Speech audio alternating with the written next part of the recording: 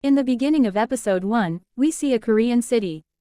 Some people are watching a video at a coffee shop where a person talks about how the angels of death come to take someone's life, but the viewers think it's all fake.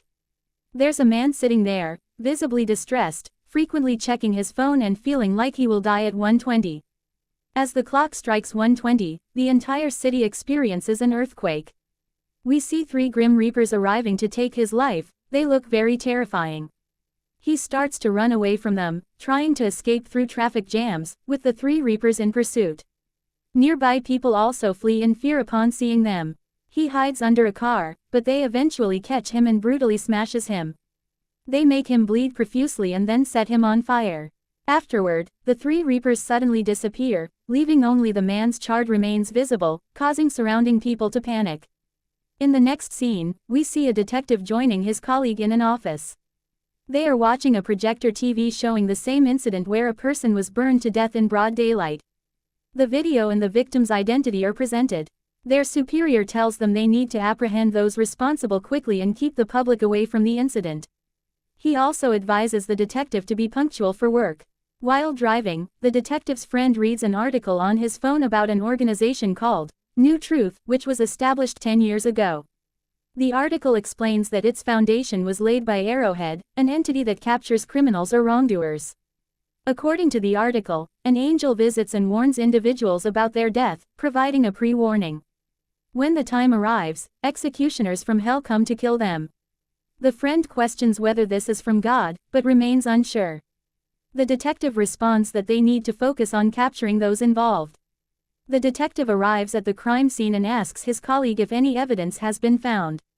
His colleague replies that nothing significant has been discovered yet, but mentions that some liquid was oozing from the murderers, though there is no clue about it at the scene.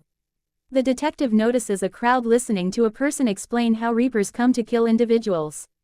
The speaker claims that those who have been killed were either murderers, smugglers, or had open furs against them.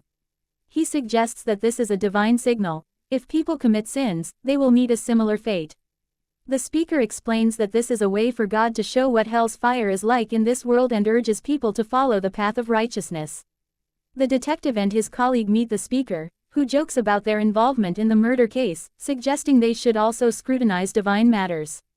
The detective notices his daughter with the speaker and asks her to go home. She is volunteering with the speaker, but the detective is uncomfortable with it. The speaker offers to stop her volunteering if the detective disapproves.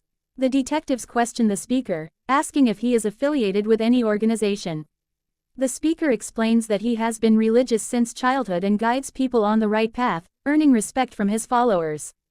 He shares his past, mentioning he was raised in an orphanage and once wished to die quickly. He recounts a time he saw the Reapers on a Tibetan mountain, killing a person, which made him understand the meaning of life. He then set out to find God. The detective laughs at this and questions if people don't have the freedom to make their own choices in life. The speaker shares a personal story about his wife's murder and questions whether the murderer received justice. He left for the interview. When the detective returns home, his daughter informs him that she attended a lecture by the same speaker and didn't miss any of her studies because of it. The detective begins researching online, trying to understand how the speaker knew about his wife's murder. In a flashback, the detective is prevented by officers from seeing his deceased wife but manages to see her body and witness the murderer being exonerated, which leads him to tears as he sees the murderer being acquitted. An officer tries to comfort him. In the next scene, a young woman returns home to celebrate her birthday with her family.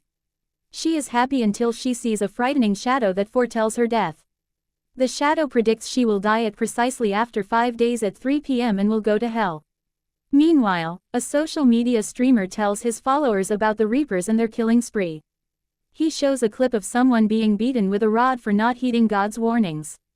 At the detective's office, a journalist asks about the man's history, questioning whether God condemned him to hell for his bad deeds. The journalist's inquiry is dismissed.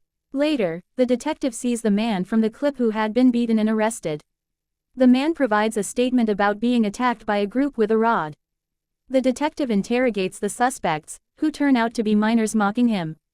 The lawyer warns the detective that this is just the beginning and things will get worse. The detective is worried about his daughter, fearing she might go down the wrong path. The girl meets with her lawyer, who discusses her fate that she will go to hell for sure. She reveals a video about her death prophecy and also visited that speaker who is the member of New Truth. She said that they want to live broadcast her death and the episode 1 ends here.